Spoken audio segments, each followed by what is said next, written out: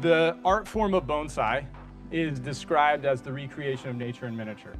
And, you know, this gets so muddied in terms of this messaging, a recreation of nature in miniature, but this is a Japanese art form as indicated by the two characters, bon tray, sai tree, the horticultural practice of reducing the proportions of a tree's growth by confining it to a containerized environment, and then the artistic practice of representing a larger tree in a miniature form.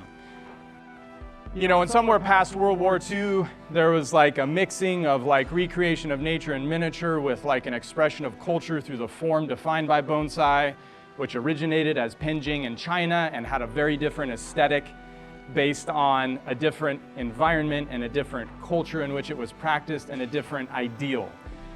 You move to Japan, you have the shokunin culture, the pursuit of perfection on a daily basis until the day that you die. And so all of a sudden you take all of that amalgamation of history and then you transport it across the ocean to North America and you say, okay, well, the context of the Japanese culture is always something to be revered and respected. I apprenticed with Masahiko Kimura, probably the greatest known bonsai artist of all time, for 6 years.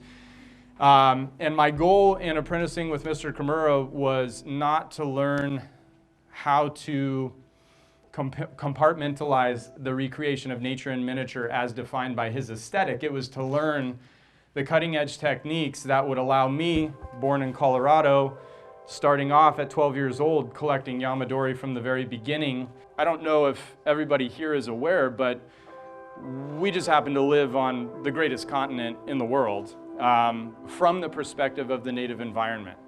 Because we have in a single state the oldest, the largest, and the most massive tree in California, the coastal redwood, the tallest, the giant sequoia, the most massive, and the bristlecone pine, the oldest.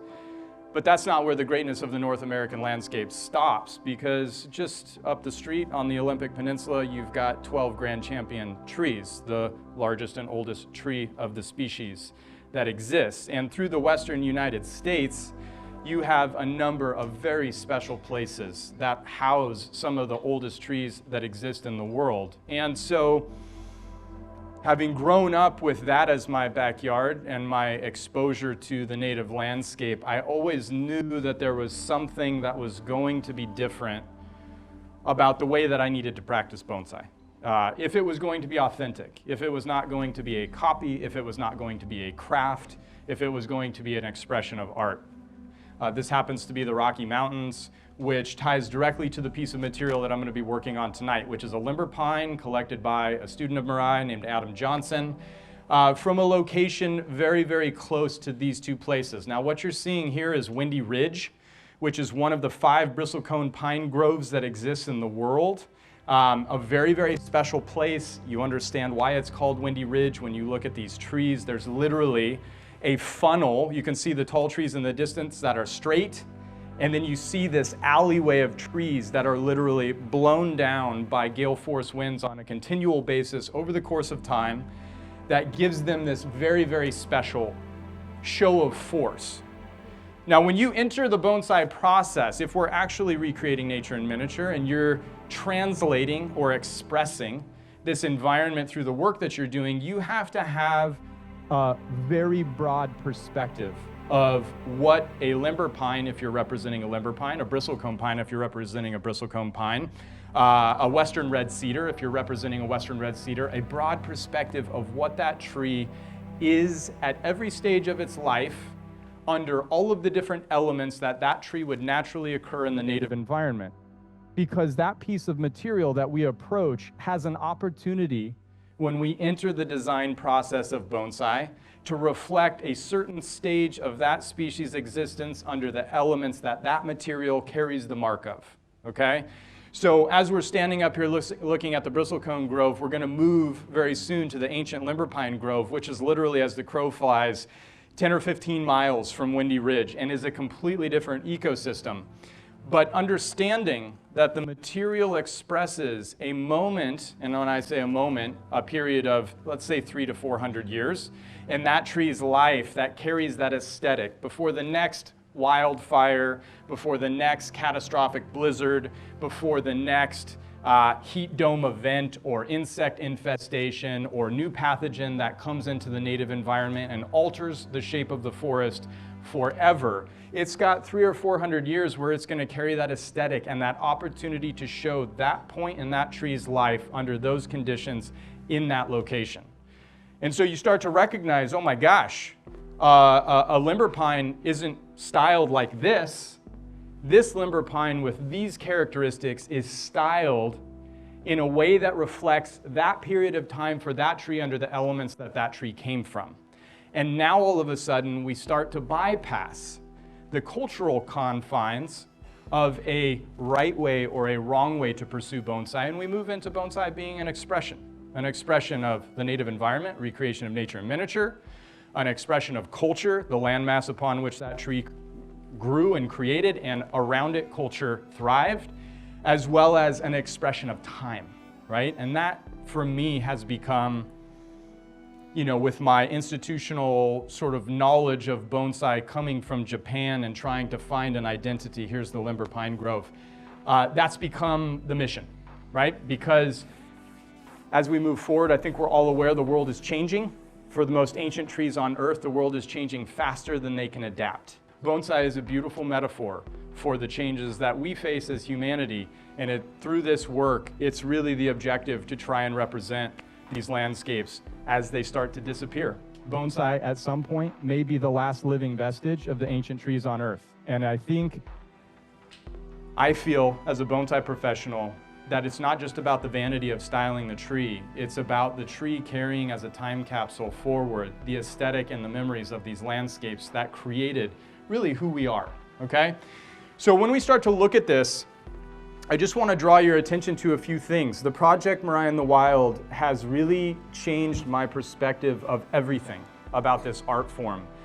Because when you go and when you experience these environments and when you sit with these trees, and particularly when you put yourself in that environment and you try to style a tree in that context with that literal, inspiration or that immediate feedback, the tree that's created in the landscape, when I bring it back to my garden at Mirai, doesn't fit in.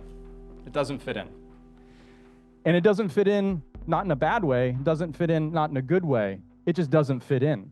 Because the context within which we create bonsai directly determines the outcome of what we generate from our mind, through our hands and our fingertips, right? And not many people ever discuss this in the art form, that making a tree inside of a built environment that's very organized with geometric lines is going to alter your perception of what form is, what space is, what positive and negative relationships exist, what proportion and perspective are offered by this space.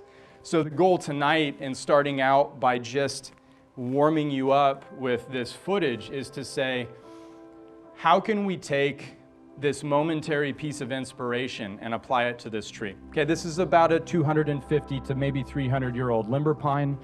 It sits in a Tiberio Gracco Italian pot, which is not necessarily faddish or trendy in the same way that Gucci is, but it looks pretty good. And this is a tree that I've intentionally avoided for a very long time because I wanted to do this project. This is a limber pine that has the capacity to truly convey something really natural and really carry forward the inspiration of that landscape. And like I said, when you go into the wild and you have that feedback, it changes what you initially perceive the tree to be. It changes what you initially anticipate the work to give rise to. So I would really invite you, and in fact, I would even challenge you, if you have a perception of what this tree will be, which anytime that you go see somebody do something, you should be wondering, what would I do? And then noticing what they do, and whether you like what they do or not, comparing those two things and figuring out, why do I like what they did better? Why do I like my idea better than what they executed? But I think we can all be unified with the concept that this tree has the capacity to carry forward an interpretation of the landscape with the material characteristics that are provided. And we're gonna see if we can do something really special tonight. And I'm just gonna tell you right now, I have no idea what's gonna happen, which is both scary and totally exhilarating, okay? One of the things that I've come to really understand in these landscapes is the topography informing the shape of the tree. There can be rock formations that guide the shape of the wind. Below that rock, branches drop down. Above that rock, branches move up. And so when we start to create bonsai, whereas the formal model and the traditional model of bonsai would say every structural branch needs to follow the same line, the same angle of drop, the same angle of rise, when you move into the native environment, the topography completely determines the shape of the tree. And reading those elements, which inevitably, when we get into these harsh environments where the oldest trees exist, they're that old because they exist in a region where they are so sparsely distributed that a forest fire has not taken them out. It has certainly burned them. This tree has been subjected to forest fire.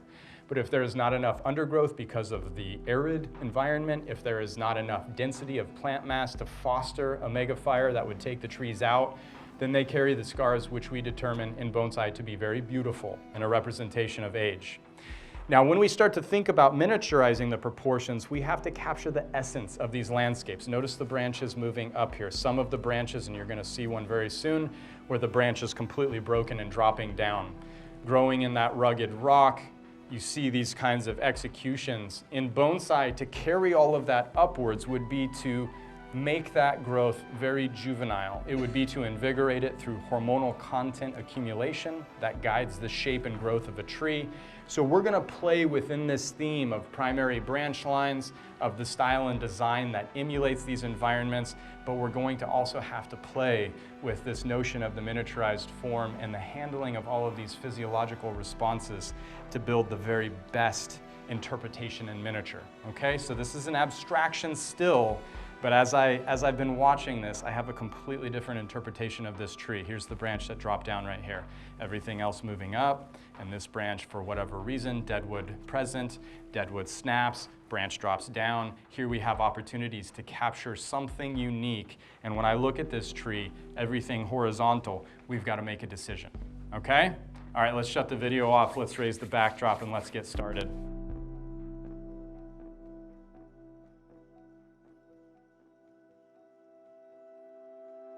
Now on Windy Ridge with the bristle cones, the trees were toppled over, the root system popped up on that side, right? But this tree is leaning this way and the roots are popped up on this side. So when we start to see that, for the foliar mass to be moving in the direction where the root system is rising, if we're using that as inspiration, it would suggest that the initial styling of this tree was quite contrived. It was trying to fit a pattern. It was trying to fit into a formality. It was trying to find a shape that maybe was not totally representative, which, let's just be really honest, most of us when we style bonsai, we're like, I saw 10 pictures of bonsai, can I make this look like that, right? And that's fine. You have to start there. You've got to start there. You've got to know the basics to break the rules. You've got to understand the technique to realize artistry. You've got to master the horticulture to have the vigor to style and design. Totally fine, but now we're here at a different point in time. And we see that root system that started to rise up. We see the primary trunk moving in this direction. As I was watching that video, I just started thinking, okay, so what is possible with this, right? Because that foliar mass, I don't know if you noticed in those limber pines, the foliar mass didn't move away from the deadwood. Most of us say, okay, deadwood's on this side, so that means everything here died, so the growth must want to go here. First of all, we have to understand, listen, the tree doesn't think about wants. The tree doesn't think about likes. The tree doesn't think about desires. Does the tree think? Arguable. Some people would say no, not in the way that human beings think. We don't have the same logical system. I would argue the tree is more intelligent than we are. But when you think about the tree is the consummate protagonist. Okay? The tree is not going to destroy itself. The tree is not going to destroy its ecosystem. The tree is not going to indulge in bad behavior that shortens its lifespan. Quite the opposite. The tree is completely passively responding to the environment. So when I see this here and I see this here, even though the deadwood is here, the tree's not saying, oh, I can't grow there. I shouldn't grow there. That's where the fire came 300 years ago. No. The tree's saying, I see space. I see photosynthetic capacity. I've already gone this way. I've been moving in this direction. And all of a sudden we start to say, oh, okay, well, maybe we can kind of start out that way. Now, When we start to design trees, we can't necessarily just forego all of the formalities. We need to find a front for the tree, right? Selection of the front. Do we have to follow all of these formalities of the bonsai creation process? And I would say, hey, listen, this is still a viewable art form that you are engaging with somebody being the viewer. Tonight, I'm engaging with you in what I create, and I want you to clearly understand what exactly we're trying to accomplish here tonight. So I am going to select a front that shows the tree's best characteristics. Now, in the bonsai form, best characteristics in terms of selection of the front, the best base, the point of stability, whether that's thickness, whether that's three-dimensionality, foreground, midground, background, whether that is the presence or lack of any negative space that would insinuate instability. We're gonna find the front of the tree here, okay? And I'm gonna say that when we want to generate movement in design, you never want that tree rising straight up out of the container. So when I look from here, I see a very perpendicular orientation from the hard line or the geometry of the vessel. Okay, I'm just going to rotate, and I'm saying right over here, to the left of the front that I've sort of marked with that. Okay, you notice that perpendicular line. Okay, that perpendicular line is a killer. It's a design disaster, because it automatically nullifies the movement of the tree. You're always looking for an angle coming out of the container for bonsai design, whether I'm representing an ancient limber pine, a mid-age limber pine, or a young limber pine. The only time you would see a perpendicular orientation, formal upright, broom style, or a very, very young tree. And if I make this look like a young tree, you can officially never come back to a demonstration that I do again, okay? So I'm looking at this and I'm saying, this is interesting, okay? Just past the perpendicular, give me that angle, show me that rootage, and I get inside of this so much character. So we say, listen, I'm gonna look at the best base, and there may be a better base over here, but notice that this is two-dimensional. We don't want two dimensions in a three-dimensional art form. Again, we want foreground, we want midground, we want background. Notice that when I show you here, you have foreground, you have midground, and you even get a hint of these tasty little details in the back. That's a good base. That gives us everything that we want in terms of the design of the tree, okay? So I feel like base in terms of what we've quantified as desirable and what we're trying to aspire to achieve, I feel like this is a really good base. Now, the second thing that we look for when we start to select a front, and again, I understand we're representing nature in miniature. You could find ways that nature completely counters what Ryan Neal says. There are thousands of examples, millions, maybe infinite number of examples, and we have to capture the essence of a landscape in the work that we do, or else our work doesn't communicate much, right? And we want to maximize our relationship. I want to be very close to you tonight. And the only way I can do that is through this work. So I'm saying, okay, I've got my base, but what about the tree carries the essence of the design and really harnesses the spirit of the landscape? This is the trunk movement. Okay, this shows the elements that have acted on the tree. Now, I'm going to draw your attention to a few pieces here that are very interesting about this tree. This entire area of bark here, this is dead. Okay? Now with pines, I don't come in with a power tool and try to eliminate this, because pines carry a very smooth, as a softwood tree, they carry a very smooth texture to the undergrowth or that central heartwood of the tree. If I come in with a machine and I remove all of this, you're going to see those tool marks for the eternity of this pine's life. I've officially sort of desecrated this very sacred specimen. So what I like to do is I like to give these trees time. And when you give them time, they naturally start to flake. They naturally start to shed that bark. And as much as, particularly in the wet environment of the Pacific Northwest, we have that natural aging element or that natural deteriorating element of the moisture that exists here, it doesn't take more than 3 or 4 years for that dead area that probably is dead based on conditions that existed in the native environment where this bark may have been held for 50, 100, 150, 200 years. Here, in a matter of 3 to 5 years, that bark comes off very, very easily. And I take off what comes off easily, avoiding marring the wood at all, and I leave what doesn't come off to continue to deteriorate. So we're going to see a tremendous amount of dead wood here. But when we start to look at the line of the tree, I'm focused on the ultimate design objective of changing the direction that you view that trunk moving in, so different angles to change that direction. different spaces between those angles. Because if we have similar spaces and similar angles, guess what we have? We have a repetition of pattern. Guess what? Nature, although the Fibonacci sequence does guide so many things, the chrysanthemum, the pine cone, right? We've broken this down into mathematics to try and quantify this beautiful thing that we see. The random acts of nature that have formed the shape of this tree, they didn't have a pattern. They didn't care. The tree didn't care. Nothing about this was planned. In fact, the tree would prefer to not look like this, right?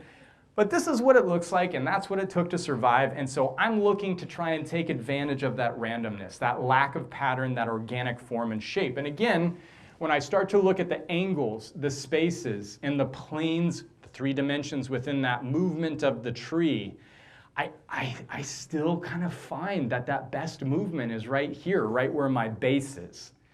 And this is an interesting thing about bonsai design, because if you remove your personal preference from the design of bonsai, the tree starts to lead the dance. The tree starts to carry the weight. I think we feel a lot of pressure in bonsai to try and come up with an idea, to try and come up with a shape. When I teach students, when I teach workshops, when I travel and do demonstrations, people say, what's the right answer? No, this isn't. That's not the way it works, right?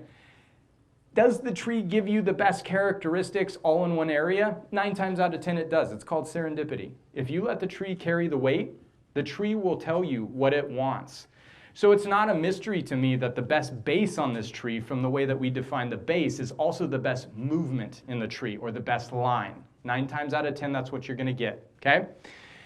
So this third element of selecting the front, we call these special features, and this is just a way to quantify all of the unique characteristics of this tree. Now, we've got a lot of special features. Some people may view this as unsightly. Some people may view this as the best part of the tree. Okay, some people may view this as unattractive or superficial, or some people might view this as a weakness in the trunk, or some people might say that's awesome, right?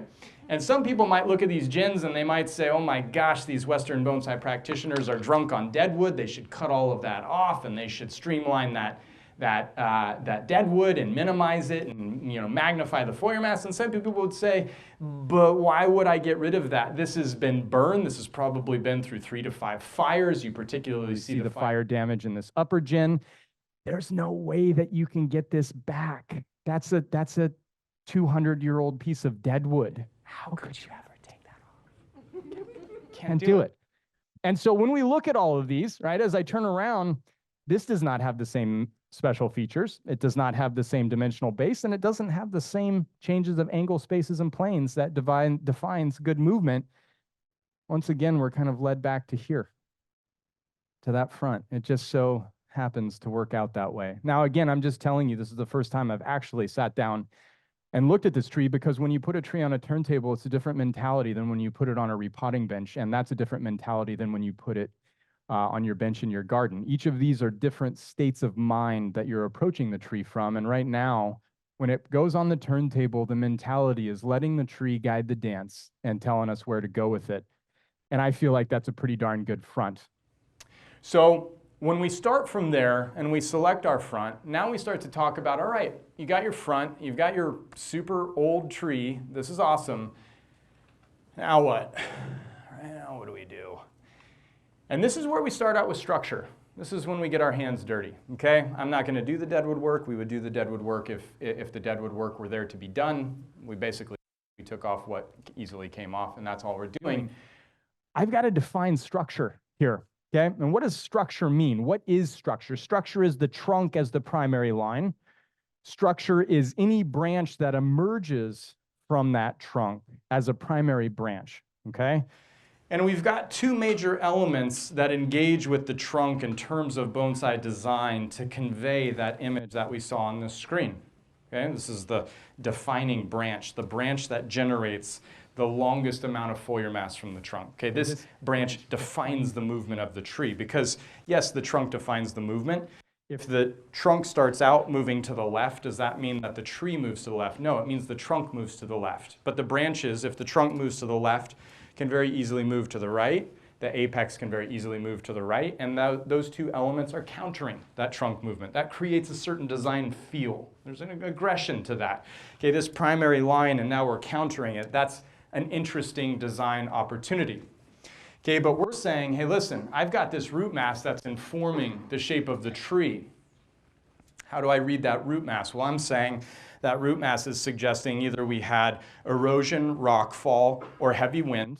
I'm going to say heavy wind in this instance and circumstance based on the video that we saw and the environment that we're representing, which means those branches have to show heavy wind, right? And so I start to look at my structure here and I'm saying, but all the branches are moving that way. Right? And we said the initial design may have been slightly contrived, maybe misunderstood, maybe trying to conform to a specific shape or style that we are commonly seeing in the bonsai model, but I'm going to carry this way. And so that starts to give me my first actionable item, right? Because my defining branch when we start to represent nature is not limited to the lowest branch on the tree. It's not the first branch on the tree. That's a very traditional concept of bonsai design. There's nothing wrong with that. And you have to master and understand the formalities to be able to then move into representing more natural forms in bonsai.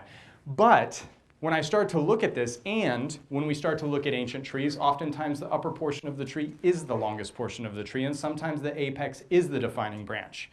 So I can start out working with structure not only from finding that branch that gives movement, but I can also start working on that structure by defining where the trunk stops, where the apex or the upper portion of that plant is oriented in relation to the trunk. And for this tree, because we have such short lower branches and such long upper branches, I'm going to start by defining the line base to tip and defining that apical creation, okay?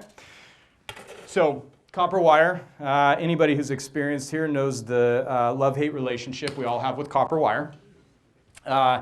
Beautiful tool for being able to maximize the compatibility of designing a tree with the greatest capacity to hold the movement that we put in. And I'm going to have to work very gingerly around these very old gins because they will fracture and break very, very easily. But copper wire annealed to be softer when we start the process, and as we apply copper wire, the copper wire work hardens. So every time I touch this wire, it gets a little bit stiffer, gets a little bit harder, which means that I've got to be very, very calculated in my application of the wire, because if I play with it too much, I lose the ability to handle the wire at all. Now, some of you are saying, are you going to use all the branches on this tree? I'm not going to use all the branches on this tree, because some of these branches are probably, let me just see here, probably not going to give me much of a capacity to be able to move them in the direction that we're carrying the design. Okay, I'm going to take that one off. If you notice, the branching of this quite young. When you look at older trees, the tips are always young, right? They're always growing, they're always new. This is a tree that hasn't back-budded and really started to push into a refined state of development as a bonsai. And when you look at that, there's not a lot of value in the length of that line. So not only did I take off something that I said that doesn't really give me a whole lot to work with in terms of its aesthetic moving against the direction that we're headed, I also didn't have something of high value there that had a lot of ramification or a lot of branching coming off of it that would allow me to create scale and proportion. So if I have plenty of branching to decide from, I'm very happy to take off branches that are sort of counter to the aesthetic as well as the spirit of what we're trying to create. Now, does anybody know the Latin name of limber pine? Pinus flexilis. And has anybody worked with limber pine? And are they flexible? They are. Does anybody know how limber pine got its name? How? What's that? Yeah, who said that? Nice, nicely done. The settlers. And what did the settlers do with limber pine? It was a trail marker. They would take the youngest branches, they would tie them in knots on the trail, and that's how they marked the trails as they were exploring and pioneering the western United States, right? So those younger branches are flexilous as all get out. The older branches are not so flexilous, okay? And we see this by the blunt tips of the deadwood. This was not cut, this was broken. This was not cut. This was broken. This was not cut. This was broken. Because limber pine is very, very delicate when you start to move these older branches. Now, there's a little bit of a technique inside of bonsai to handling the old growth on limber pines. Okay, limber pine has a very unique characteristic, and this directly relates to the hollowness of the trunk, okay? They carry all of their resin on the surface of their tissue, okay? And I'm going very gingerly here, and we might hear a and if we do, let's just hope it's at a less significant point on the tree. Okay, now the movement I'm putting in here, trying to carry forward this, right? And if you notice those trees, those pieces, they came up here. We're going to avoid that. That's youth, okay? But we're going to bring them up. We're going to engage all of this dead wood and all of this age. Okay, but they carry resin on the surface of their tissue, which is why the center of a limber pine always hollows out. 180, 200 years of age, the center core of limber pine starts to rot, and it doesn't stop for the rest of that tree's life. Now, limber pine on the rock outcroppings of the Rocky Mountains, or we have limber pine in Oregon and Idaho and Washington as well. In fact, the oldest limber pine exists in Oregon. But when that trunk hollows out and they lose that central backbone, the limber pine starts to change its shape. And the wind is blowing, and that rain falls, and that trunk continues to rot, and that limber pine starts to contort and bend, right? So when you find really good limber pine that are stunted on the rock outcroppings, they're inevitably laying on the rock. And we say, oh my gosh, that's amazing. That's why it's surviving. It's laying on the rock. And we take it, and we stand it up as a bonsai to see the best of that tree, which we're looking at right here. And then over time, that tree in a bonsai container starts to it's like the guy that you can't keep awake, Anyways, so when we start to think about that, what that's telling you is the resin's not in the core, because resin is a preservative, right? And if the resin was in the core, like a redwood that gives it heartwood, or like a juniper that creates a very hard, durable wood, right? Then it would rot from the outside in. But limber pine, this is all still the original exterior of the tissue, yet the core is rotten. Oh, resin's in the bark. Resin's in the exterior vascular tissue. Cool, good to know. So when we start to see that lack of flexibility, these are not hollow, these older branches, but the core of that is void of resin. It's dry, it's dead. It doesn't conduct water, and it doesn't hold any preservative that would give it malleability. It's just a dry stick. And in fact, I'm wondering here, let me just see. Yeah, you can see it right there. That little brown spot right there. That's the beginning of rot. That's the beginning of decay in the core of that. I'll pass this around. It's very, very sappy. But this young piece has quite a bit of flexibility. Let's see what we got here. Yeah, okay. Still young. That hasn't really generated any kind of fragility yet. That makes me feel a lot better about what I'm going to do with this one. Let's hope that this is in the same condition as that one, because we're going to have to go pretty much 180 degrees. Now, when you're bending big, heavy branches, notice that I'm using the upper portion of this wire, okay? I'm not only using this as a handle to move in this direction. Notice that I'm using this to roll with the wire. Roll with the wire. Okay, when you bend a bonsai branch, it doesn't matter what you're working on. Trident maple, Japanese maple, limber pine, Rocky Mountain juniper, shimpaku, Japanese black pine. You always want to roll. Notice I'm using my thumb as my fulcrum, and I'm rolling that branch. It gives me more movement in more dimensions, but it distributes the force of that bend from that targeted point, right? And all of a sudden I start to rotate, and now it spreads it over all of that tissue, right? So I get more bend with better movement. Always rotation with a bend. Always rotation with a bend, okay? So thank goodness we're dealing with a not dead portion of this particular limber pine yet. And I'm going to go ahead and I'm going to play on this notion of disorganization. Again, remember, we're being inspired by a natural image here. There's nothing saying that the highest point has to be the apex. Traditional bonsai design, highest structural element is always the apex. When we're starting to work in this genre, we have the ability to respond to randomness a lot more, okay? And already, just encountering that movement, we're starting to create something different, right? Definition of line base to tip. What do you got? Is there a reason you're wiring the apex rather than the lower part of the tree first? Right, so I'm starting with structure, And I'm saying I want to define that movement of that defining branch, longest branch, greatest degree of asymmetry. But my lower branches are the shortest branches on the tree. So I've got to start either with that defining branch or with that apex. Those are the two pieces that we begin structural styling with. Well, my apex is also going to be my defining branch. So I got a twofer, right? I had 2 in 1. I killed 2 birds with 1 stone. That's why, yep. But if you're styling any tree that you're working on, where do you start the wiring process? If you're not wiring the trunk, which I could put all the wire I want on this trunk, it's not going to change anything, it would look horrible too. Unless you're wiring the trunk, you got to start with one of 2 areas. You either got to start with that longest branch, because that guides everything about the design of the tree. The longest branch, the angle, the plane, how it engages the viewer and how it creates that length, or the continuation of the branches up here that start to guide the direction of the apex. And never, let's all be very, very clear, we'll speak the same lingo tonight, our apex is never centered over the base of our tree, okay? Which flies in the face of John Naka's books, part 1, by techniques 2. Anybody read John Naka's books? Everybody raise their hands. Who has?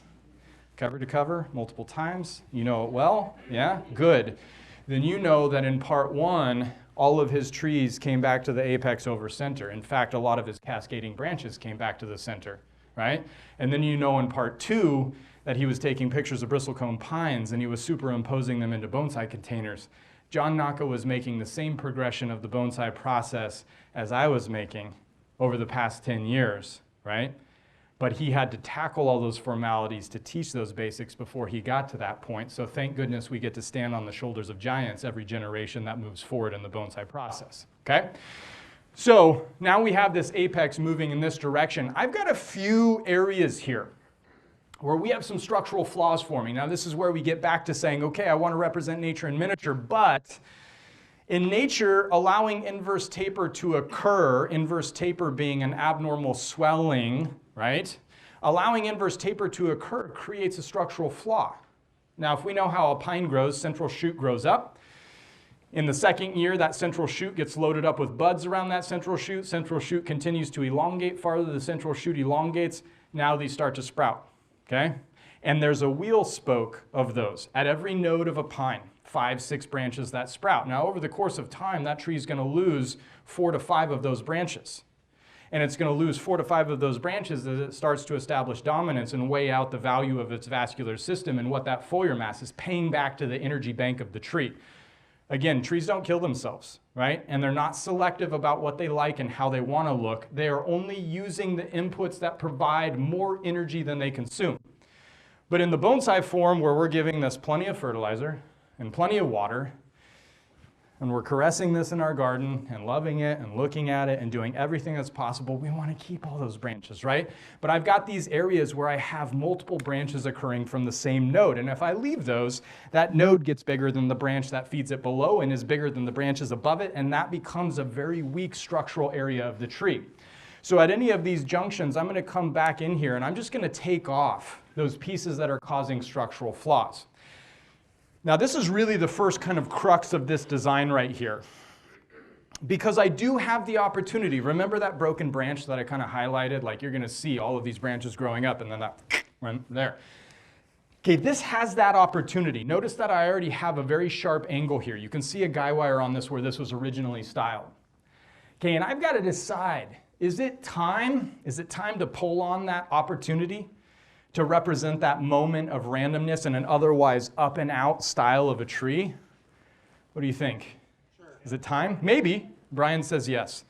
Okay, but I'm also looking at this and I'm saying, but I'm headed in this way and the length of this branch is headed back this way. And I'm okay with that because what would lead this branch to move against the force of wind? What did we say determines how the tree grows? The topography. The topography. So if this is growing back in this direction, then I would assume that there's a gigantic boulder here or something, right? And this is blown this way and the root system is lifted up from the pocket that it exists in. I can tell the story all day long of how I justify these design considerations. When we start to look at this, I think the practicality of this is, do we want foliar mass? If we're representing an ancient tree, do we want foliar mass over here? Do you want foliar mass over there? You saw the video just like me. We were all impacted by the same thing. Help me communicate here. I'm going to rotate it, and you can kind of tell me what you think. Okay, now I love these branches. These branches are this tree's best friend. The more locations that we have structural branches emerging, the higher the aesthetic value of the tree. Because we're saying, listen, we're representing nature in miniature. If this were a large tree, it would have structural branches coming out of what, 15, 20, 25, 30 locations on the trunk. If I cut all the branches off of the lower portion of this tree, I've got one area that all of my structural branches emerge from. How am I representing nature in miniature if I take off all those structural locations? I'm not, okay? So I have to value those structural locations. I've got to hold on to those structural locations. And I say, but I really like that idea of that drop branch, Ryan. You kind of planted that in my head. Did you do that intentionally? I'm saying, maybe. We'll see. Okay, but I'm looking at that and I'm saying, I don't know that it adds value to drop it down. I certainly don't want to cut the whole thing off. To drop it down, do I risk breaking it? Yes. Do we avoid doing something because it's scary and it could break? No. Never. Never. You've always got to perform the action that captures the aesthetic. You've got to take the risk with the most informed application of technique. So I could drop this branch down further. It wants to move, not really very badly, but it wants to move, okay? But I can save that structural presence with these pieces and get rid of the weight on this side, okay? So again, I'm going to ask you, do we want to drop that branch down? Oh, I didn't talk you out of it? Okay. Let's see what happens. Okay. Yeah. When you're doing that, how do you consider energy distribution to the rest of the blade? How do I, and when I'm doing reduction, how do I consider energy distribution? When I'm doing reduction, if I have a weaker area of the tree, I recognize I'm limited to what I can reduce. Because ultimately what we would like is for every branch to hold not necessarily the same foliar mass, but a proportional foliar mass to the size of the branch, okay? So if I've got a big branch with very limited foliage on it, I can't reduce it too much. If that branch plays an important role in the design, the goal is to expand the foliar mass, which means I've got to keep it, I've got to take care of it. But when I have a big, healthy branch, I have the ability to reduce that to the proportion that represents that scale of branch in that design for that tree at that age in that environment. And for this tree, I would say that this is a very bloated branch, right? But, you know, you guys want to see something, so give it a try. Okay, now I'm expecting this to break. The worst thing that happens as a demonstrator when something breaks is everybody goes, okay, don't do that. It's like a backseat driver in a car. You know, every time they're uncomfortable with, and then it's like, oh God, you scared the crap out of me. It's actually more dangerous. Okay, that's coming down. What do you think? Oh, you like it. I see you like it. Does everybody else like it? Yeah? You think it's cool? Okay, now how am I going to tie that into the design? This is the next thing that you have to be thinking, because I'm dropping it down and I'm saying, does it work in the design? Does it work in the design? I like it. I like it. Be very careful with the word like in bonsai, okay? Because once you start to like something, it's like beer goggles. All of a sudden, you can't really see as clearly as you used to. And you might not make the same decisions that you should, okay? So just be careful. Now, should we go farther? Of course we should go farther.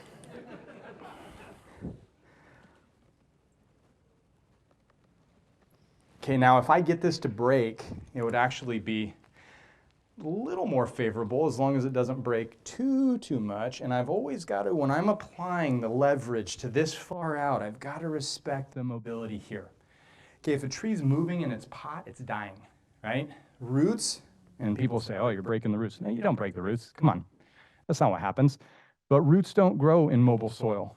That's why we top dress the tree. People say you top dress the tree to keep moisture in the surface. No, I don't. I top dress the tree to stabilize the soil so that it can't move, and I can grow roots in the very top layer of this. This is a very small pot for this tree, right? If I can't maximize 100% of the soil column, I'm losing 30% of the surface if I'm washing it away every time I water, okay? So just understand, if this thing is moving, those roots are going, yes, I don't want to grow. I've got instability. I don't grow in instability. I grow in stability. I have to have my bacteria set up. I've got to have my fungi set up. I've got to have my system, and you're messing with it. You've always got to be aware that peripheral vision of bonsai. What's happening here while I'm focusing all my effort here, okay?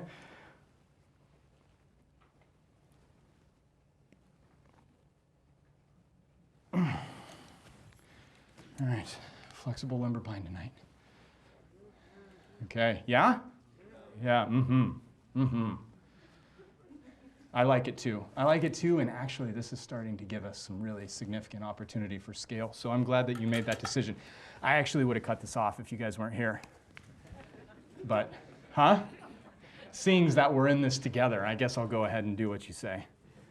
Okay, now, this is where branch selection becomes such an interesting discussion. Okay, I've got these two smaller branches. And you say, oh, you want that big long branch, right?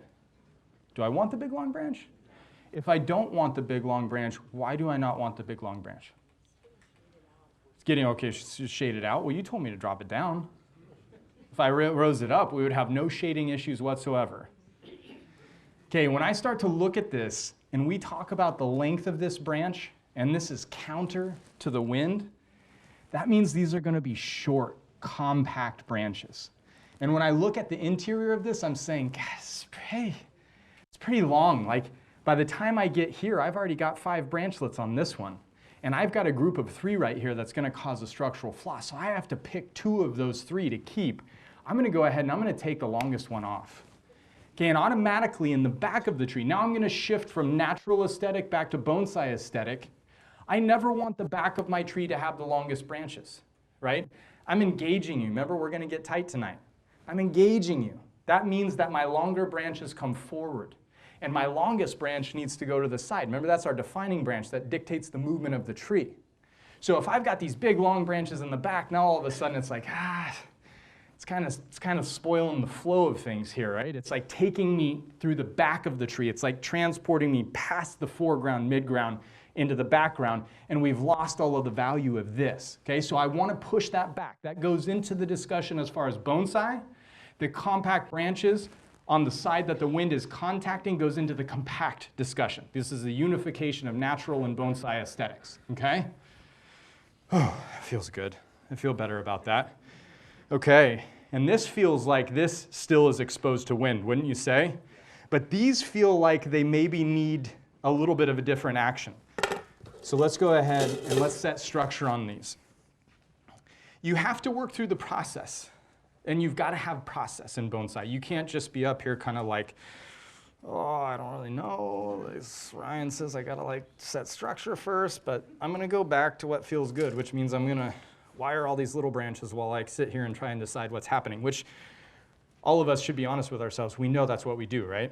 We're like, I don't really know, so I'll wire the smaller branches until I figure it out.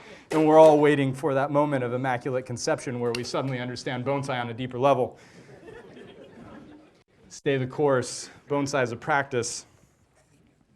Much like yoga, meditation, it's not always fun. Anybody do yoga every day? Anybody? Yeah? Yeah? Are there days where you don't want to do yoga? Most days. That's right. That's right. That's right. So I'm going to tell you, most days you're not going to want to set structure first. That's how it goes in bonsai. That's my exchange between yoga and bonsai.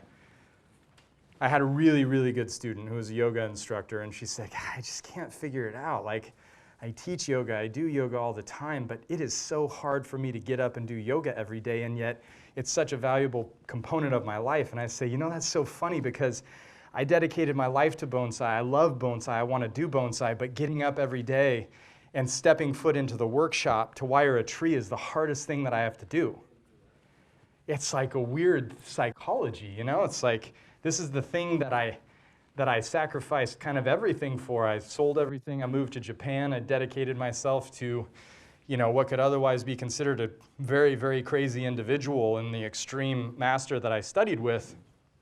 And yet, still to this day, the discipline of the practice is the biggest sort of testing ground of whether or not I'm going to be able to step foot inside the workshop. But we have a podcast through Mirai. It's called Asymmetry. If you don't listen to it, you should. But in that podcast, we get to talk with people, artists, architects, bonsai practitioners, sometimes people that, have something interesting to say. And there was an artist from the Columbia River Gorge out in Stevenson?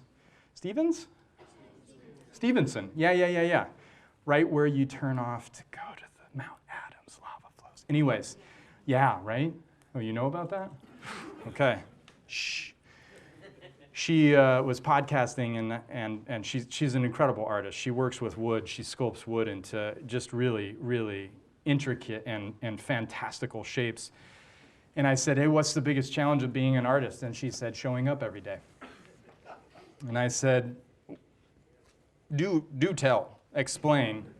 Let's have this conversation. And she said, you know, part of being an artist is not necessarily being filled with creative inspiration on a continuum. It's showing up every day, even if it's to clean your workshop, to sweep, to show up and tidy things up because that's your job. And once you start sweeping, inevitably you're gonna look at that piece that's sitting on the table over there, or you're gonna see the grain in that wood as you're kind of cleaning up these branches, and you say, well, that's interesting. I haven't seen that before. And you kind of come over and you sort of doodle on it, and you get the carving and you start carving on it, and then all of a sudden you've got your next piece of work, right? The same thing for bonsai. You show up in your garden. Obviously, we all have to water, whether you like it or not. That's just a part of it. Anybody who doesn't like watering, I'm just giving you the memo right now. Wrong endeavor for you. But what I learned talking with her, you know, was something that I watched my master execute in an incredibly disciplined fashion on a daily basis, which was that he showed up.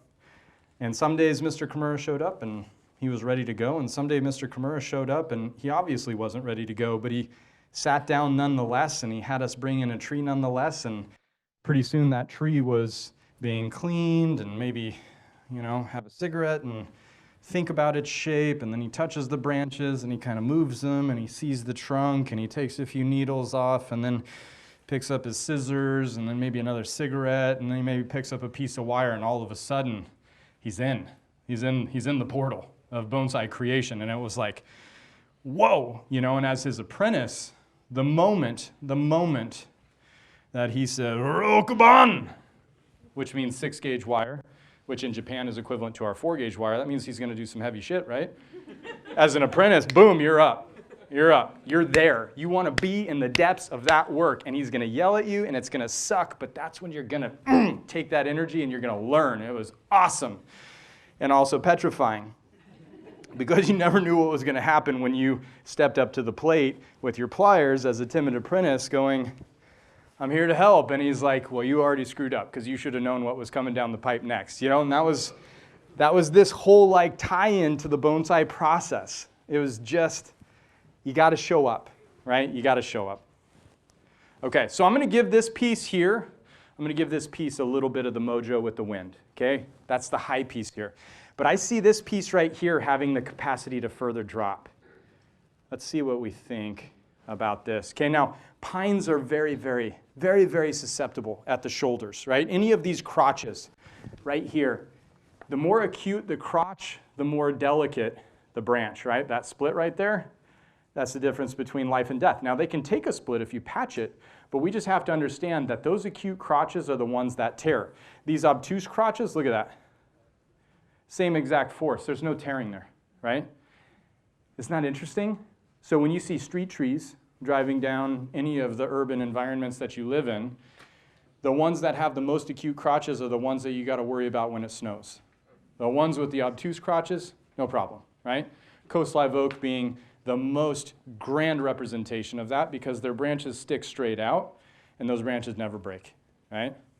Very, very interesting. But when you're working with bonsai, these are all these little nuggets that come out of nowhere when we're working on trees that we start to recognize. And now I hope that by divulging my secret to you about street trees and whether you should park your car underneath them or not, that you're going to notice those trees and their crotch formation, which crotch is also a funny word to talk about a lot in general public, kind of frowned upon.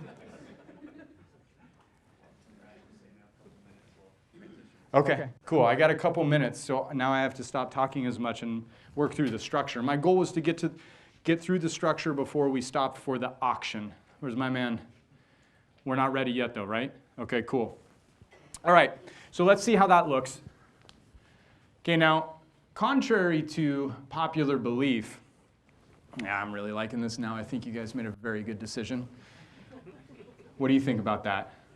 Yeah, it's good, right? Yeah, it's good. You love it? As long as you still like it. You're the one that really informed me here.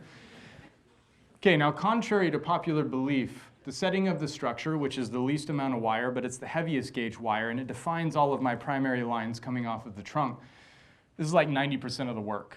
By the time I'm done with this, in all honesty, like I know what the tree is going to look like, but to the untrained eye, it's the most disorganized that the tree is going to be. So I see a tree where the work is pretty much done. You guys are going to see a tree where you're like, oh, that's a lot of wire. I don't know if he's going to get that done. And that's a good question to ask. But when you go about this process in a disciplined fashion, and you go step by step through it, it doesn't change for any tree. Whether we're representing a tree in the wild or whether we're performing a styling on a traditional piece of bonsai, it doesn't change. The process of bonsai does not change. You show up, you get into the portal, you start talking through the design, letting the tree carry the weight, guide the dance. You set that structure, you give yourself that longest line, you define the top of the tree and the way that those pieces interact with that trunk, and all of a sudden you're in. Now it's over, right? It was done before we hardly even started. We're going to know the tree. Now, we're going to break, and then we're going to do all of this stuff, and I'm going to be wiring up here, and you're going to see the organization to the positive and negative space, and you're going to see the scale and proportion of the foliar pads that I create. This is where we start to generate the idea of a bigger tree in miniature.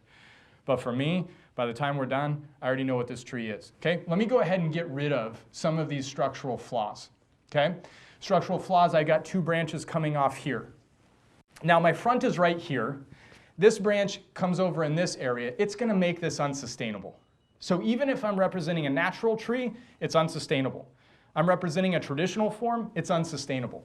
So I already know that I've got to get rid of this. That's an easy decision. Now that's not necessarily flattering from exposing that length of trunk, but I don't really want that coming out towards me, and I can kind of flirt some of these over here. If I'm going to flirt some of these over here, I'm going to go ahead and I'm going to take off some of that length so that it's not gouging you in the eye. Okay, now, just because the tree's being informed by wind doesn't mean branches don't move back in that direction. The smaller ones do. The longer ones come this way. That's how we work, okay? So I feel totally comfortable with that. I don't have any structural flaws here. No structural flaws there. Nothing that I need to remove, okay? But I get up into this area here. Now I've got this huge junction, okay? I've got a nice little inner node, a space, between this deadwood and this fork here of these structural branches. I can still keep this. I don't know if I want it, but I can still keep it. But this one right here, on the inside of that bend, is going to continue to swell, and it's going to take away the movement. Watch when I take this off. Now all of a sudden you see the curve, okay? So now we start to see the reduction, and this is easy. Why is it easy? Because it's completely objective. I'm not saying I like that branch, so I don't want to cut it off. I'm saying that branch can't work if my 2 more valuable pieces of structure are in fact of the value that we've described. Okay, now there's something else that's happening here as I'm removing all of this mass. What is happening? What are you seeing? Seeing more negative space. Now let's just talk about how we represent age in bonsai. Age is defined by 3 elements.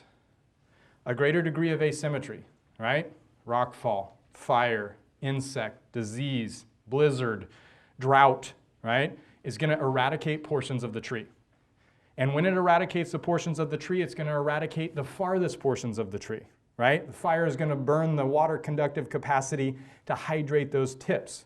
So we typically see the apex lost and a new apex forms off center of the original apex. That is the creation of asymmetry. The more times that happens, the farther that apex moves. Greater degree of asymmetry, the longer the tree exists in the native environment. Okay, so that's number 1. Number 2, a greater quantity of negative space, because pieces are going to be lost. There's more deadwood. There's less vascular tissue conducting water. That means it can't house the same foliar mass as if this trunk was completely alive. Greater degree of asymmetry, more negative space. Number 3, remnants of what was. Okay? Now it doesn't benefit me to try and turn these young juvenile branches into deadwood, because look at the quantity of deadwood that I already have and the age of that deadwood. But if this were a younger tree that I were trying to age proportional to the character of the material, Think about a bonsai container as being dog years, right? Your dog is 5. No, your dog is 10.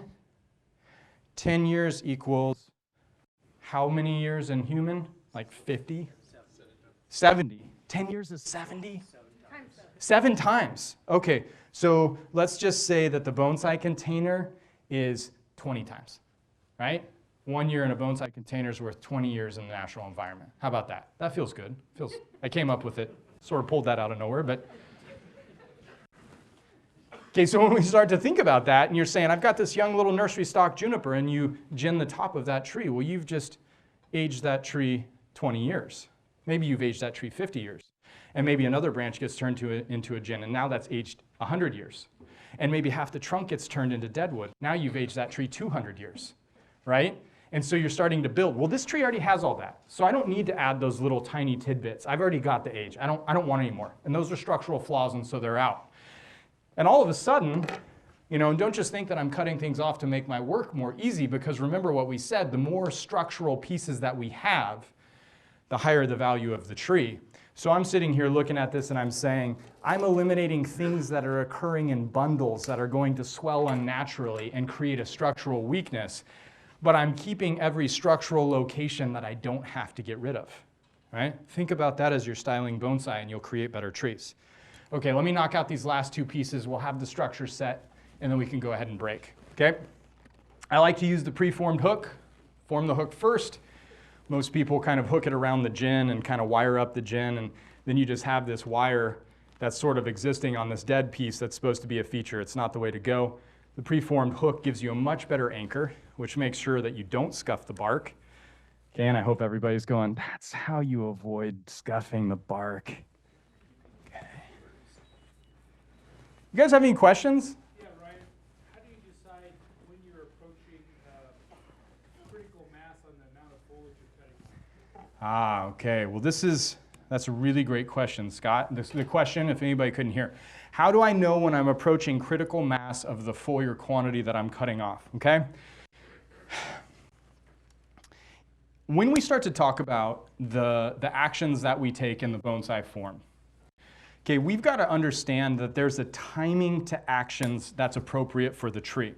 Okay, and the timing of those actions isn't when the sap is not flowing or when the sap is flowing. The timing for actions in bonsai is when the tree is in an energy positive state. Okay, and a tree is in an energy positive state 2 times a year. Okay, energy positive state in the spring, amassing all of the resources over the fall and continuing to amass resources over the course of winter. Even when your trees are frozen, even when your trees are not visually growing, they are vascularly producing new tissue, and more importantly, they're storing sugars and starches. Your trees do continue to photosynthesize no matter what the temperature is. Even below 0 degrees, trees are still growing, okay?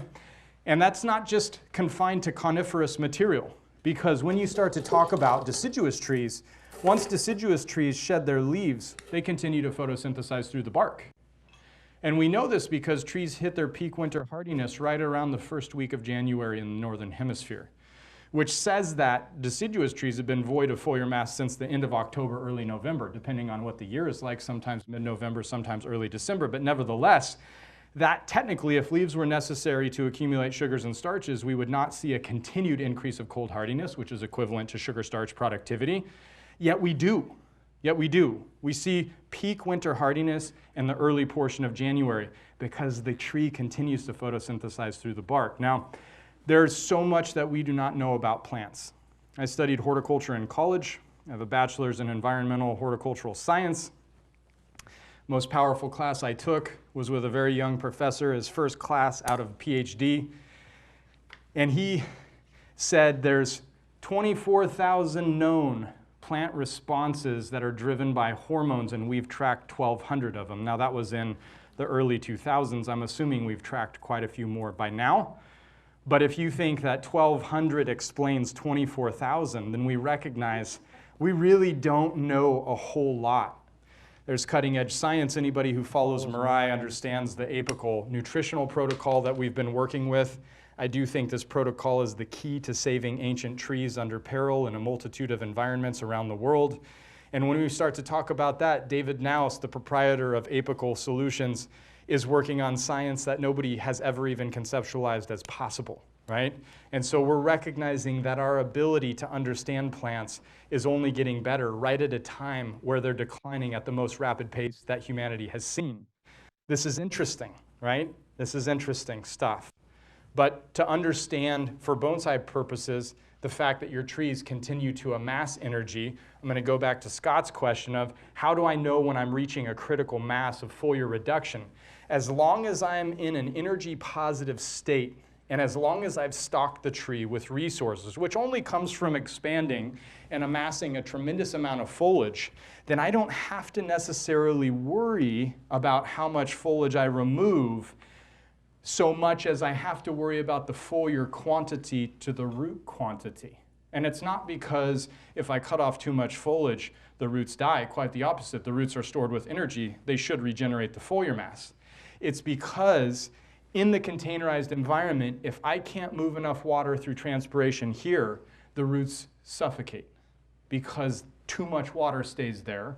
Oxygen is not drawn into the container as water is removed from the container. The roots die, and now the foliage suffers, okay? So it's a proportion that we're looking for. So I could remove 90% of the foliage on this tree because it's already in a small container, but it would demand that I change my horticulture to accommodate that reduction, and that I water or reduce the amount of water entering that container significantly until that root mass stocked with energy replenishes the needle mass that's moving water through the container, okay? A different way to think about bonsai, right? Because we are trying to aren't we all trying to grab onto how do I do this? And what do I do? And what's right and what's wrong? Ryan, just tell me. And I'd say, it's not really that easy, right? You know, but it is explainable. And that's what makes it something that we can all obtain, that knowledge. Whatever I say tonight, you guys take one thing that you own away from this, okay? Make it yours. Grab onto it and don't let it go. Lockjaw, pitbull, okay? Because now that's something that you grow from, that you can obtain, that you can make yours, that you can customize to your bonsai practice and never lose that. And each time that you see somebody doing something that you like or that you haven't heard before that has proof that it is correct or exists, and I gotta say, Mirai is a great portfolio to say these things work for me. Grab one thing, just one thing. You can listen to all of it, grab and own one thing, okay? All right, structure is done. Structure is done. Now, again, I know what this tree is gonna look like. This is the most disorganized you probably have seen it. It actually looked more organized before there was any wire on it. But I think we're moving in a really interesting direction. I feel good. How do you guys feel? You still in it? I see a few eyes kind of closing. It is warm, it's a long day, it's dark in here. All right, so I'm going to turn it over to auction. I'm going to let you guys do your thing. I'm going to start to wire, and then when we come back, I'm going to walk you through scale and proportion. Okay, so when you move into the secondary, tertiary scope of work, right? So I'm now secondary branches emerge from your primary structure. Your primary structure, trunk, and the branches that emerge from the trunk, okay?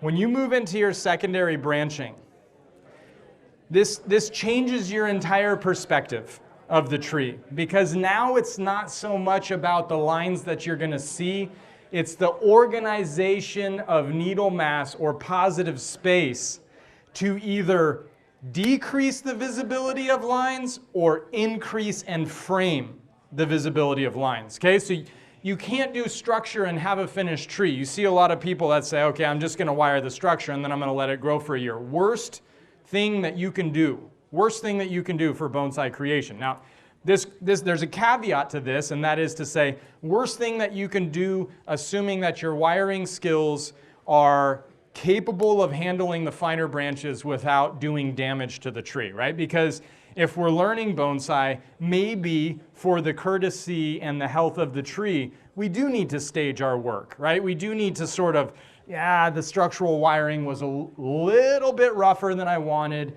I'm going to give it some time to recover. Okay. It's not so dire if we're dealing with a beginner piece of material and we're sort of working from that perspective of not necessarily having the capacity to inform or influence the tree in a way that is able to be respectful, okay?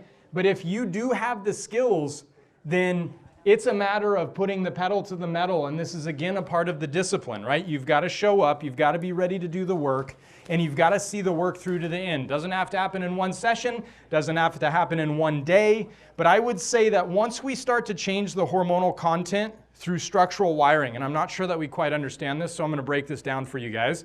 But once you start to change the hormonal content through the structural wiring, which is to say, I took this branch and I bent that branch down. Well, that doesn't seem like nothing broke, really nothing tore, and it doesn't seem like that should change much about the tree. But in all actuality, when I take a piece of foliage that's oriented like this, and I bend it like this, that's a bigger change than almost anything else I can do to the branch, okay? Because the entire navigation system of the tree is created by hormonal content. A tree amasses auxin, the growth hormone that stimulates elongation in the tips of its branches. That auxin suppresses lateral branch growth below that and causes that apical leader to elongate. This is what creates the conical form of a conifer, okay? And the moment that I take that branch and I bend that down, I've neutralized auxin. I've taken away the navigation system of the tree because auxin tells the tree where to put resources, okay? Now there's another hormone that is equally as important as auxin called cytokinin. Cytokinin causes secondary branch, tertiary branch emergence, causes backbuddings to form. People say, how do I get my tree to backbud? Why are your vertical branches down? It will happen naturally. Most people say that's sun exposure. It has nothing to do with sun exposure. That tree will backbud in the shade just by changing the orientation of the branch. And what we have here is we have auxin and we have cytokinin. You know the old trick of oil and water? They never mix. One sits on top, one sits on the bottom. Well, auxin is always on the top and cytokinin is always suppressed on the bottom. When you take that and you shift that orientation, now they both flow freely through that cylinder. And all of a sudden, the apical dominance and the lack of backbudding or secondary branching, when I reorient that, allows all of that cytokinin into the system to cause those branches to emerge, but it disempowers that tip, okay? And if you ever want to weaken a tree, wire all the structure down and don't wire those tips back up, and you'll watch that tree's energy system go downhill, okay? So the structural move, totally acceptable if we've got the wiring skills to not completely mangle those finer branches. Tips come back up. We still gain that cytokinin effect, but we maintain the navigation system of the tree, and this is how we drive the car of bonsai, all right? So as I'm sort of sitting here working, whether the branch goes down or the branch goes up, my finished motion is always an upward orientation of the tip. Now that means that I've got to have my wire placed in the correct location along that branch. My secondary, tertiary wire always ends across the bottom of the branch because I know that that tip has to come up. So if I end that wire along the bottom of the branch, just behind that needle mass, I use that wire, last point here, turn here, tip up, right? This is good pine work. This is good juniper work. For broadleaf trees, the branch has to come up. That's where we see broadleaves form billows. We see conifers form pads. But that tip is always up on a conifer as well, okay? So these are some of these physiological things. And the most beautiful thing about bonsai is that bonsai is not just about aesthetics, and bonsai is not just about horticulture. The horticulture or the physiology of the tree informs the aesthetic, and the aesthetic of the tree informs the physiology. This is where we start to get really deep and complex, right? And if we continue down this path and we start to talk about culture and we start to talk about environment, things get really wonky. So we won't go there tonight because that starts to get pretty esoteric and we've already gone pretty deep, okay? So I'm working from the bottom up. Now there was a question in the beginning, why are you working from the top of the tree and setting the structure? I appreciated that question because we are always told, listen, wire the bottom branches first? But I'm saying, hey, listen, there's a few different things that are happening here. First and foremost, we're kind of translating the environment into the shape of the tree, which is a little bit different than the traditional or formal model. We're dealing with a tree that has the age capacity to represent, I'm going to say this tree has the ability to represent maybe a 12 to 1500-year-old limber pine. So that is really why we started out with that visual. And by the time we're done, We're going to put this tree in front of that visual, and we're going to see if it fits inside of this geometric built environment or whether it fits inside of that natural environment. That will be fun. You should stick around for that, okay? We'll see if we accomplished our goals, and if we didn't, that's going to be the time to change it, right? To have that information. Because I'm looking at you, and I'm in here, but I have that memory. It's like you know, a dream. It gets more and more diluted the longer that I'm in this input system of the geometric space. So we'll see how diluted it gets by the time we're done. But when we think about all of those things, right, we've got to be continually working towards matching that aesthetic to the horticulture and the horticulture to the aesthetic. I was talking about something different, but I got sidetracked by looking out at all of your beautiful faces. What was I talking about? I was saying something. Oh, yeah, there we go. Thank you. Thank you. You were listening. My man. Okay, so traditional model, working from the bottom of the tree up, and I started at the top of the tree because we're saying, hey, listen, different bonsai level. When you're a beginner, does it make sense to work from the bottom of the tree up? Absolutely it does. That is an organized way to go about it. And sometimes it's tough to identify where is the continuation of my trunk line, where is that branch that's going to form my apical region, or where is that longest branch that's going to create that defining piece that gives rise to asymmetry. We might not know that. So starting to set structure on the bottom, sort of moving those branches down and opens up the tree, and we see design, and we may even come back and we may eliminate branches that we wired once we gain a better understanding, not the right gauge, once we gain a better understanding of the aesthetic. That's fine. That's fine. As a process, as a beginner or getting into a tree, sometimes that happens. Okay, but what you aspire to do is you aspire to develop both the discipline of the practice and the knowledge of the process, as well as a skill set of selecting that front and starting to define those primary lines of the continuation of the trunk base to tip and the apical region and the defining branch that guides the length and the shape of every other branch on that tree. You aspire to establish those first because it allows you to work more rapidly. You don't have to go backwards. There's no excess of movement. I'm sitting here talking to you tonight. This is not a small tree, and by the time we're done, every branch is going to be wired, and we're going to have a finished version of a tree to look at. If I didn't have organization in my system and I was kind of sitting up here going, yeah, I don't know about that, and I don't know about this, and I need to wire all of these. If I wired all of these branches, we would be here for probably a full day, right? So this is the efficiency of mastering the process of bonsai, right? It allows you to do more bonsai, which if we love bonsai, that's a huge plus, right? It allows you to not be so daunted by the size of a tree. Now you can work with bigger trees, which I understand there's like a physicality to that, but also bigger trees give you the capacity to convey more proportion and perspective, right? And you're not so bogged down, so the more that you master this process, the more trees that you can buy, which is good for a bonsai professional like me, because I sell trees. No, I'm just kidding. Actually, for me, trying to have a really, just in all seriousness, right? I don't just sell my trees to anybody. Not saying that I wouldn't sell them to you, but I don't sell them to the general public because they're too special. This tree's too special, right? To just say somebody comes up and says, wow, bonsai's cool, I'd like to buy that. Not yet, right? Not yet. We'll work towards that. But when you think about that, the only reason, so let me backtrack, okay? The only way that you can come to understand the plethora of opportunities, the only way that you can exercise the muscle of reading trees and learning to speak their language, which is just simply a muscle of observation and an intuition, right?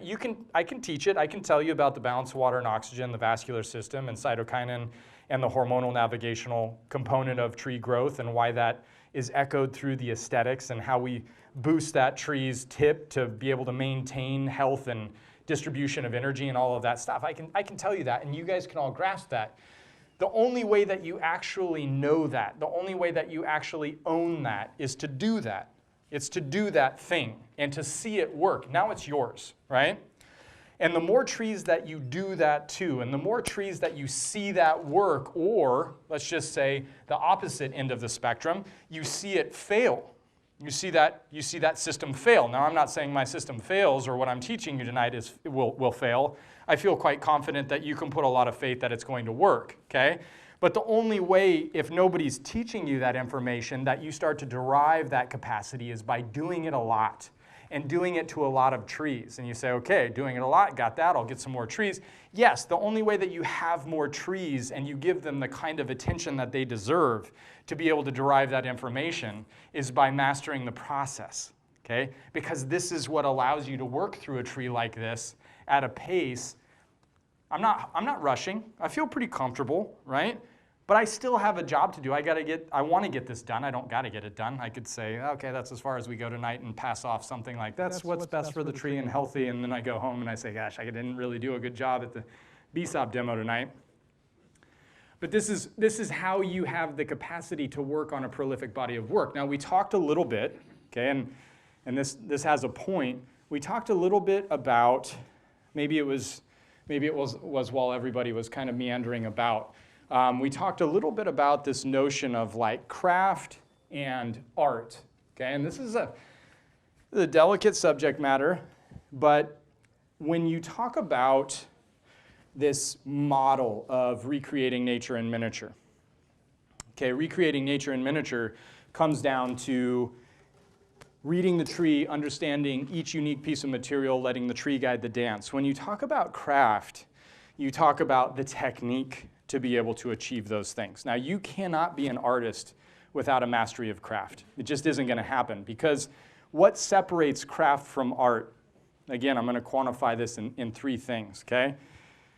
When we're talking about craft, we're talking about repetition of pattern. It's not a personal expression. And I'm not saying personal expression is necessarily what quantifies something as art, but I'm going to go ahead and say that repetition of a pattern probably, there are exceptions to this, repetition of pattern is more craft than art. So you say, okay, well, what makes it art? Well, first of all, an artist has to master the craft. Mastery of technique, mastery of craft. Number two, what I'm talking about here, a prolific body of work, which means you've got to do it a lot to own that, for that to be yours, right? You've got to make a lot of bonsai in order to be good at bonsai. You've got to make a lot of bonsai in order to own your technique, in order to own your style, in order to own your approach. And in doing that a lot, you're going to know what works and you're going to know what doesn't work. And if you're just regurgitating what somebody else tells you, then it's not yours, okay? So we have a mastery of craft, we've got a prolific body of work, and then I think you have to have something to say. What makes the context of what you're creating? What forms the backbone, the purpose, the intention, the voice? Because what did I say tonight? We're going to get really close and communicate to each other very intimately, right? And my communication tool is this tree. So I'm saying something to you. What am I saying to you? I'm saying a lot to you tonight, but the biggest thing that I'm saying is I think that bonsai is a representation of nature in miniature. We have the best nature of any continent in the world, and because of that, we have the ability to explore this timeline of a singular tree under different elements on that landmass and the aesthetics that occur under those elements for that prolonged period of time through the aesthetic that we create, okay? I don't know any other bonsai artist that's saying that. That's my context for what's guiding this piece of work. If you don't have that context, what depth does your work start to have? And we start to say, okay, well, maybe it's craft. Now listen, craft is not derogatory.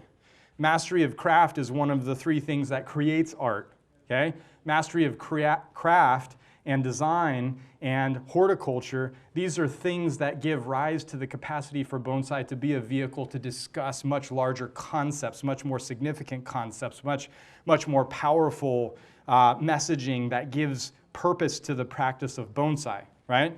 And the traditional model, when we start to talk about craft, if we say the traditional model is more craft than art, that's not derogatory, because the traditional model is still the pattern that I work on every single day. Every single day. Even if I'm creating in that day multiple trees that represent the environment and this context that gives purpose to my work as I view it as art, I'm still going to be sharpening my knife on a continuum with the traditional model, because it's a practice, right? Bonsai is a discipline. The traditional model is your practice. In karate, it's your kata, right? In yoga, it's your sun salutation. It's the continual work in this generalized, structured approach that gives you the tools to be able to venture outside of that pattern, right? And if you don't master that pattern, then you can't go outside of that pattern in a way that creates something aesthetically beautiful in bonsai. So, that is to say, as much as I talk about natural bonsai and styles that exist outside of the Japanese model, the traditional bonsai form, or the orthodoxy of traditional bonsai, is still the reference point to hone the blade of more creative processes, right? And inside of that, you have all of those pieces that are coming together in every composition that we create. So hopefully, when you kind of listen to, and I don't speak derogatorily about any bonsai artist, but when you listen to Walter Paul speaks, and has anybody heard Walter Paul speak? Seen Walter Paul demonstrate? Okay, I love Walter. He's a very good friend of mine.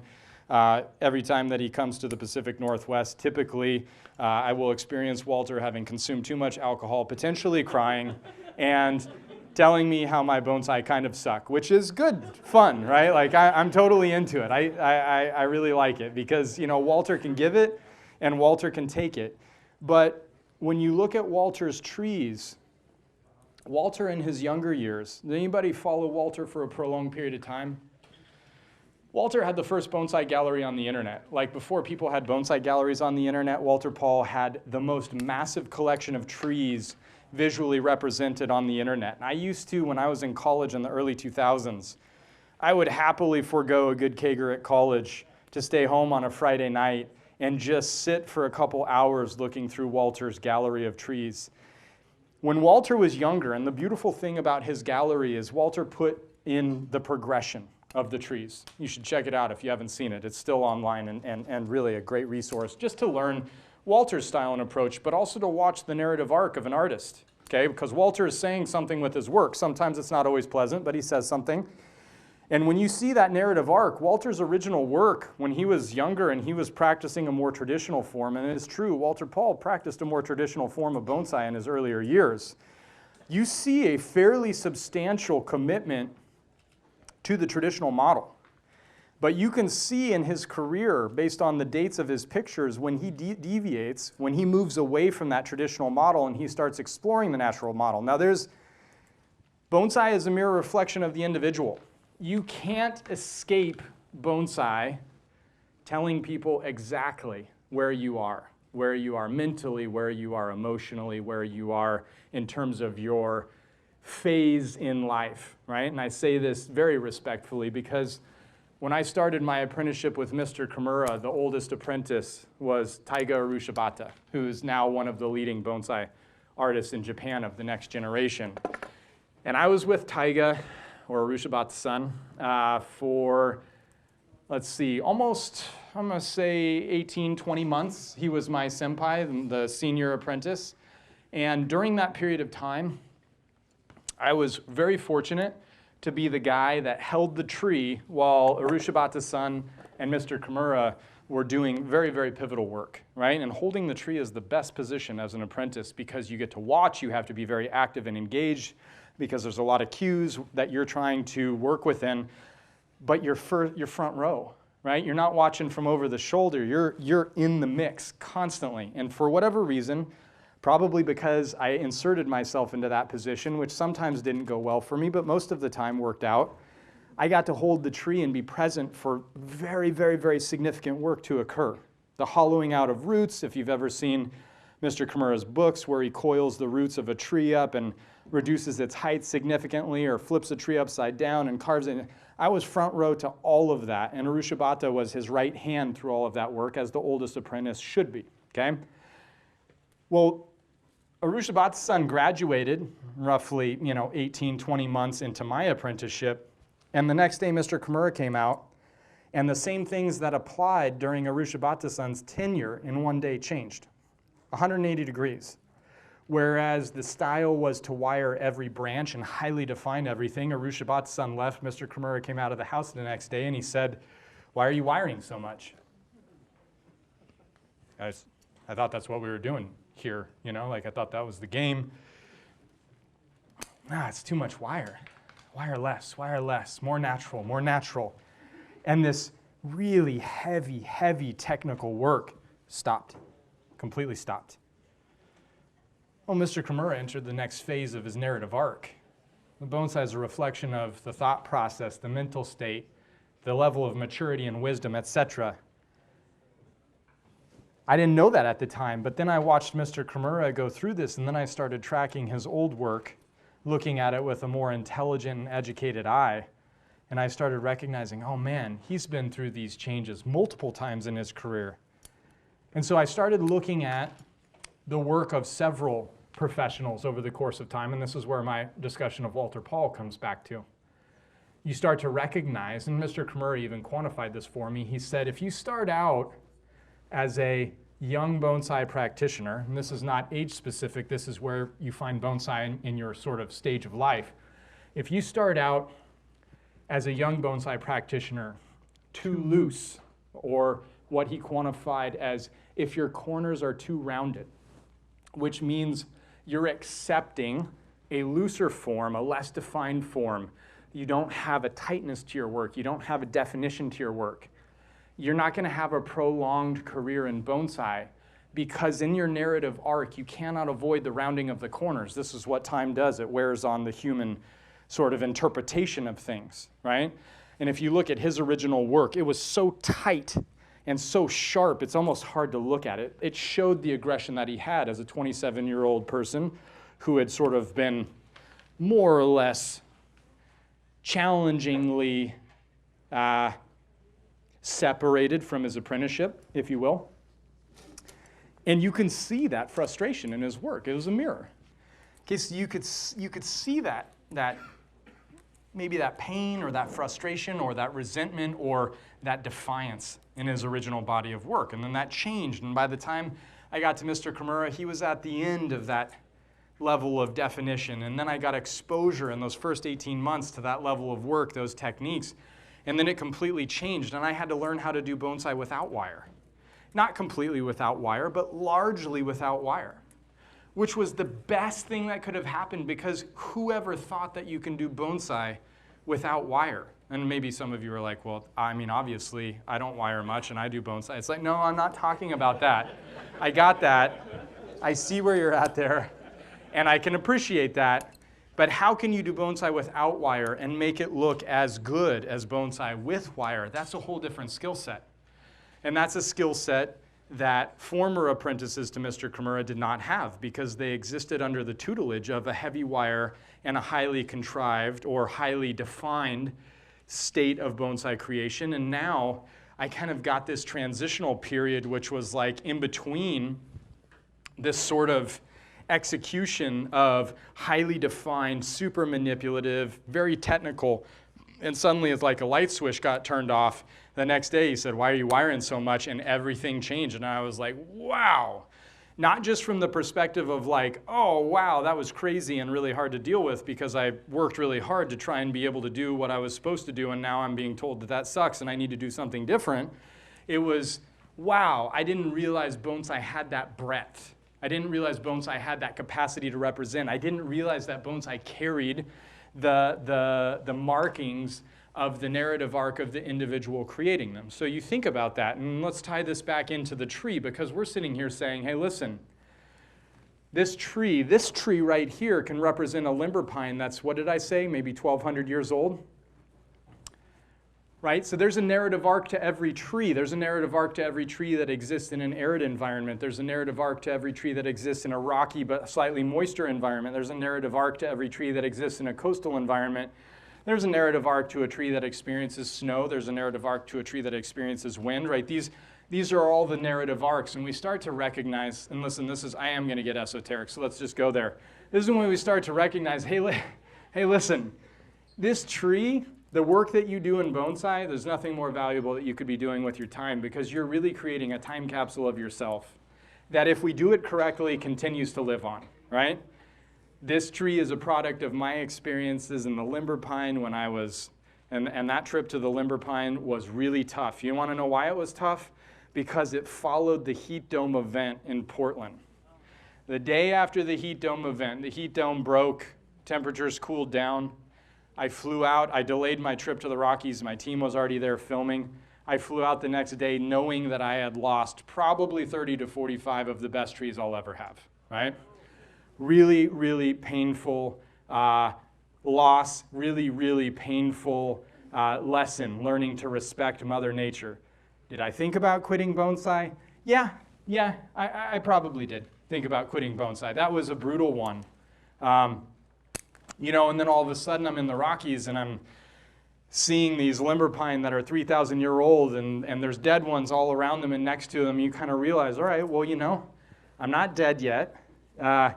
This was a major setback, which maybe I could say that killed half of my trunk. But I still have a living vein left, and then you come back and you rebuild. And here's the beauty of living tissue on a tree. Just because a tree's lost half its trunk doesn't mean it's going to stop progressing. Quite the opposite. Assuming that tree is able to gather itself, it may actually move in a more positive direction, and its characteristics we find to be far more spectacular, right? Aesthetically, metaphorically. So when you start to think about all of this, this is a really, squishy way of saying, hey, bonsai's there's a lot in this, right? It's not just this vanity-based art form when you start really exploring context and your capacity to create context through this medium. Okay, I'm going to open it up to some questions as I'm sort of working through the upper canopy here. I told you this would happen quickly, and it is. Anybody have any questions for me? Yeah, great. Okay, so the question was, at what point am I going to do any work on the roots? So, depending on the age of the tree, right, and if you read bonsai books, I read all the same bonsai books. In fact, your bonsai book, I've read that one, both of them actually. I tried to read every single book I could get my hands on because I was pretty insatiable when I found bonsai. When I was 12, I knew it was what I was going to do for the rest of my life. So then it was just a matter of trying to amass all the information I possibly could, living in a small town on the western slope of Colorado where there was zero bonsai, but a tremendous amount of yamadori. The bonsai book would tell you that you need to repot a tree every 3 to 4 years. Sometimes in a broadleaf species, maybe every 2 to 3 years, right? But that's not what it's all about, okay? Because the older a tree gets, the less frequently it needs to be repotted. Because we're talking about constraining the growth, slowing down the root systems, reducing the proportions of the tree. The container stunts the tree. So the older that a tree gets, and more importantly, the longer that it's been in a container, the less frequently it needs to be repotted. Now, this tree was just put into this pot 2 years ago. This is the first time I've touched it since it was put into the pot. It's an old tree. It took it 2 years to amass the health that would encourage me to pursue this kind of dramatic reduction of foliage. Remember, Scott asked, do I have to worry about reduction of foliage? And I said, you have to worry about reduction of foliage in terms of proportion to the roots. I've already got it in a small pot, so more importantly, when the tree's in an energy positive and when it's used its foliar mass to store it full of sugars and starches or resources that allow it to respond. Checked all those boxes by giving it 2 years post-repot to reestablish itself, and now we're going pretty aggressive in terms of reduction, styling, and design because the tree's ready for it. We prepared it for this event and for this operation.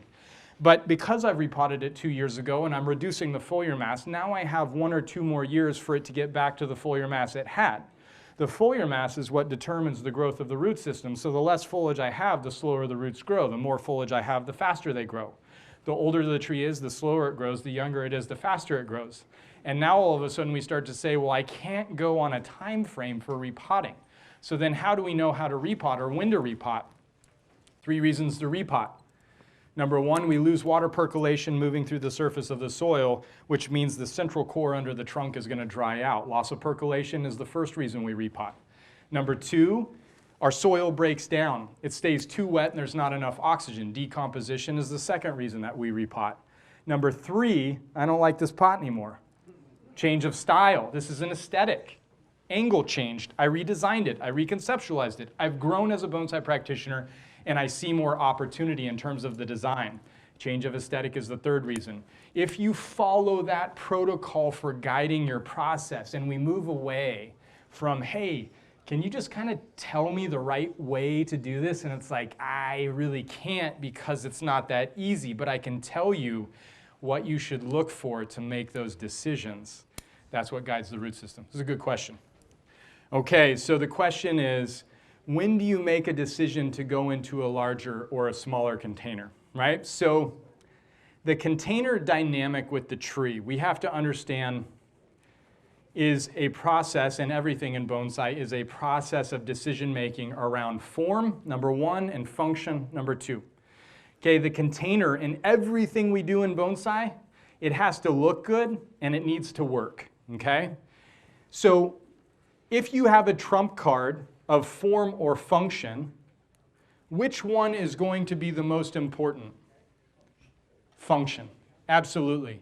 We will always sacrifice form for function. If you work a day job all day long and you can only water in the early morning and the late night, then you can't put that tree into a small pot that magnifies its form. You have to put it into a pot that magnifies its function. But if you're home, you're retired, you're a bonsai professional, I'm going to put that into the smallest pot because I can water it enough and keep it healthy, but I can maximize its form. So when you start to look at that, it's a balance of function and aesthetics, or form and function, and you've got to look at your lifestyle and how it's compatible to the practice of bonsai, all right? But inevitably, the smaller the pot you put the tree in, the bigger and badder it's going to look, and that's kind of awesome. Sure, okay, so with modification of a tree that is this old, talk about aftercare primarily of fertilization and feeding, all right? Here's what we need to know. Okay, I used to tell my students, bonsai do not need fertilizer because photosynthesis is what creates the food, right? I now know this to not be true. Not from the, and that's not a joke, right? Because technically, fertilizer is not food for a tree. Photosynthetic resources, the sugars and starches created by this solar panel capturing the sun's energy, breaking the molecular bonds of water and carbon dioxide and reforming glucose, that is how a tree feeds itself, okay? But the metabolic activity that takes place demands a significant amount of resources, and the most important resource that a tree needs for growth is calcium. This is not something that they taught me. They didn't tell me that. They didn't tell me that. Now, this gets into the apical nutritional thing, and if I get into that, we're not going to be done in 7 minutes, okay? But it's very important to recognize calcium is what creates cell walls. If you can't create cell walls, a plant can't grow. We think nitrogen is what creates growth. Nitrogen facilitates the process of the central molecule in the green pigmentation that facilitates photosynthesis. Nitrogen does not create the physical tissue, okay? And when we think about the tree's energy, I'm saying energy positive. Phosphorus is the central molecule of energy, ATP, right? So when we start to look at this, the thing that they didn't tell us is that phosphorus and calcium and the balance of phosphorus and calcium is what facilitates growth. Now here's the long-winded answer to your question. When I think about this tree, and I think about aftercare in terms of fertilization, I can't not fertilize a bonsai tree because I have a constricted system that has a minimal amount of carbon in it. Carbon, the plant is also consuming it, but carbon is also grabbing on to a lot of that nutrition and holding it for the plant to be able to utilize when it needs it, okay? So because I'm in a carbon deficient soil system, I've got to be nutritioning the tree, but I can nutrition a tree and turn it into a young tree very easily by over-nutritioning this. Yes, this is an old tree. Does it mean an old tree needs to eat a lot? If I want it to grow, it does. If I don't want this to turn into a young tree and grow a ton, then I'm going to moderate my fertilizer application. Now, it's not time to be fertilizing this tree to grow quite yet. We're not even into March, right? The buds haven't even started to elongate here. So if I just started fertilizing aggressively right now, the tree is going to go, that's a bunch of stuff that I don't want and I can't use, and actually it's kind of screwing up my balance, and I'm not going to respond well to that. And we say, man, I fertilized my tree, something bad happened. Ryan, tell me what happened. So the timing and the strategy for fertilization was not correct, okay? So when we start to look at this, based on the season, based on the state of your tree, and based on what you want that tree to do, that's what defines your application of fertilizer. This tree, having been repotted 2 years ago, will begin being fertilized once the buds start to elongate, and will be moderately fertilized because it's an older tree and I don't want it to turn into a younger tree and have the younger aesthetic of this very vigorous growth, okay? But if this were a younger tree and I needed to build growth and build branch girth and build root systems and expand the buds and expand the foliar mass, and I wanted it to really beef up and get to that energy system that allows me to perform the kind of work that creates a bonsai from an early stage, then I might be fertilizing more aggressively right as the buds start to move before they ever even open to stock that tree with the energy that it needs to accomplish what I'm trying to accomplish, okay? That was a really good question. I feel like fertilizer is one of these dirty words in bonsai because there's just so much misinformation about it. What else? What else you got? Am I going to do anything to try and preserve the deadwood? So when you start to think about deadwood, you have to understand that deadwood is a constantly deteriorating and decaying part of the tree. And this deadwood, although it's old deadwood on a tree that grew very slow, which means that this exterior tissue has a lot of resin content. In the Pacific Northwest, the conditions that exist here will wear this deadwood out over the course of time. On pines, the aesthetic of preserving deadwood through lime sulfur does tend to be a little too aesthetically ostentatious for my tastes. Pines are quiet. Pines show longevity. And when you start to put on that kind of ostentatious contrast of live and dead, it takes some of the spirit of the pine away in my mind. So if I wanted to preserve deadwood, I would probably wash this with a soft bristled brush and some water. I might use a little bit of rubbing alcohol or hydrogen peroxide to remove any algae and help it get clean. I would cover the surface of the soil before you do that. And if anything, I were going to apply some wood hardener to solidify that wood would be how I would preserve the deadwood of pines. Okay, juniper is totally different. How long will I leave the wire on, or when will the next styling be? Okay, so first and foremost, we have to understand that there are different types of styling. This is a structural reworking, which we might as well consider the first kind of styling. Whether it's actually the first styling, if you got here early, you saw I was removing wire from the tree because it had been styled before, but we've dramatically changed the style that existed on this tree before, okay? So we can consider this the first styling. Now I'm gonna get growth in terms of all these little buds that exist because I let this tree kind of hulk out. And that growth, when it expands, is going to be part of my next styling, where I'm going to take that growth, I'm going to wire it, and I'm going to add to the density and the complexity of the branching. That looks pretty cool. Once I get all of that, I start to focus on my third, or my refinement styling. My refinement styling is going to be balancing energy so I have equal energy interior, exterior, top, and bottom.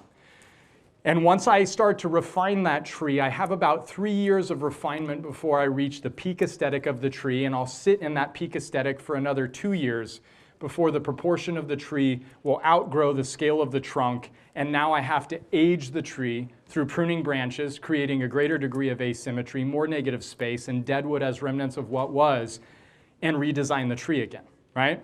So the period between those, depending on how I fertilize and what I'm trying to accomplish, is generally on a tree of this age, 12 to 18 months between those periods. This wire will stay on for probably a year to a year and a half. What's the best calcium for trees? Well, there's 2 forms of calcium to apply to trees. In the standard bonsai model, if you're dealing with a more alkaline pH, BioGold, I would say, is still one of the very best sources of calcium. BioGold is about 13% calcium. So as a general fertilizer in a pelletized form that's easy to understand dosage and application, BioGold's pretty good. Here's the problem with BioGold. Under acidic conditions, which living in the Pacific Northwest, we have a lot of rain. If you live inside of Portland or any urban environment, you're gonna have a slightly more alkaline water so that the pipes don't deteriorate over time under acidity. And you can still get away with tap water utilizing BioGold. But if you're on well water, or over the winter season when we accumulate a tremendous amount of rain, it acidifies the containerized environment. And that's really when we start to see the rise of heavy metals starting to infiltrate into our tree. And those heavy metals express themselves as fungal issues. You have a tree with fungal issues, it means you have a heavy metal toxicity in your tree or a chloride toxicity in your tree, which again is based on acidification. And that's where we come back with a calcium silicate. as the best calcium resource. Okay, we would move away from biogold, which is high in magnesium and super high in aluminum, and we would move to a calcium silicate to detox the system. Okay, when you detox the system through that calcium silicate, silica tying up all of the impurities in the vascular system, then we would move to a more pure form of calcium that is going to stock the plant with the ability to grow. And that's in the form of wollastonite. Okay, so you have aragonite and wollastonite as your two forms of calcium. As powdered forms, they don't work in the bonsai container. As liquid forms, if you find the right formulation of the liquid form, they are phenomenal transformational resources. Okay, all right. I want to pull this forward. Can we drop the screen down?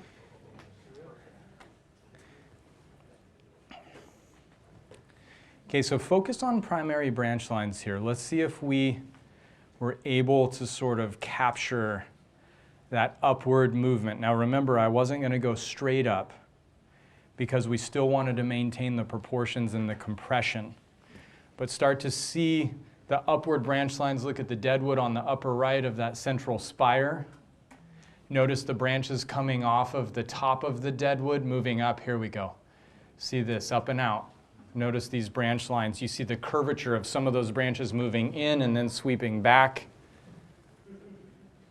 Okay, now there's a lack of density for sure, right? This is a first styling, so you're just focused on the primary branch lines in terms of finding that relationship to the aesthetic. And have this up and out. You see this. I think we could even go more extreme with it in terms of up and out. The deadwood certainly echoes the style and the feel. This lower branch on the lower right rear, where does that fit in? This is nice. This is nice. His trunks have a lot of mirroring characteristics. The live vein. Yeah. Notice the lower branches hanging down and nice and short and compact. See that wavering movement in the wind.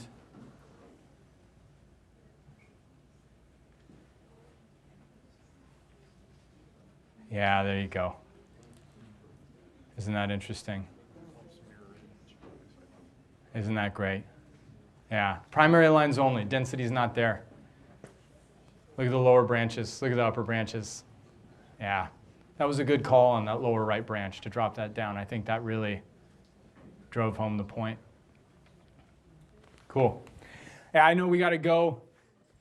I really had a great time with you guys tonight. Thank you. It's the first time I've ever done this in public. Great experience.